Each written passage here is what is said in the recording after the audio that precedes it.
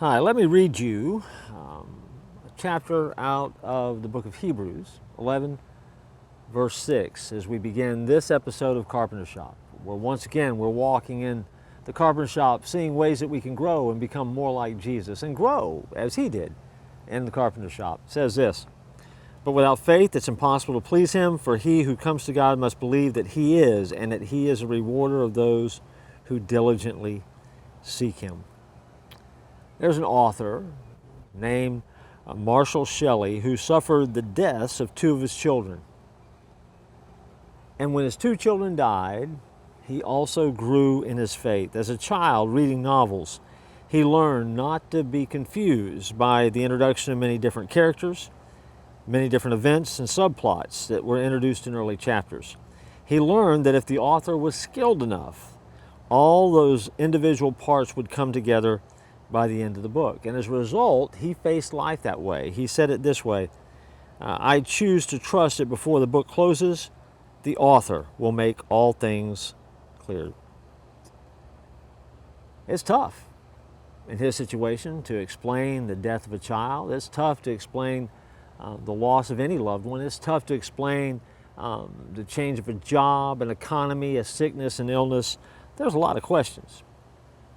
And in our life, there are a lot of plots and subplots that begin to emerge and become things that consume us, that can take all of our attention.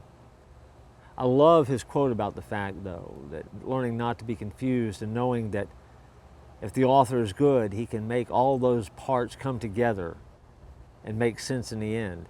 As someone who's tried to write a book or two along the way, that really is tough. And for any author, they want to make sure that they are able to weave all the pieces together where it makes sense. Well, here's what I know about faith. That there is a story that has been written about us by God. He's written it for us so that we can have a life that was worth living. And because God has a plot in mind, we are living that plot in real time and we're making progress. And when it's all said and done, the author and finisher of our faith will take and weave all of that together, and our lives will come together into what is a perfectly blended revelation, if you will, of what it is that he was doing and what it is we're supposed to be. And so, keep that in mind. As we grow, we certainly will have moments that will be good, confusing, ups and downs, but the author, the writer of your story, has you as a work in progress, and every time you turn the page, he's doing something new. You can trust that. The author's going to get the book done. It's going to be complete, and he's going to complete it in you. I look forward to joining you next time as we walk through the Carpenter Shop.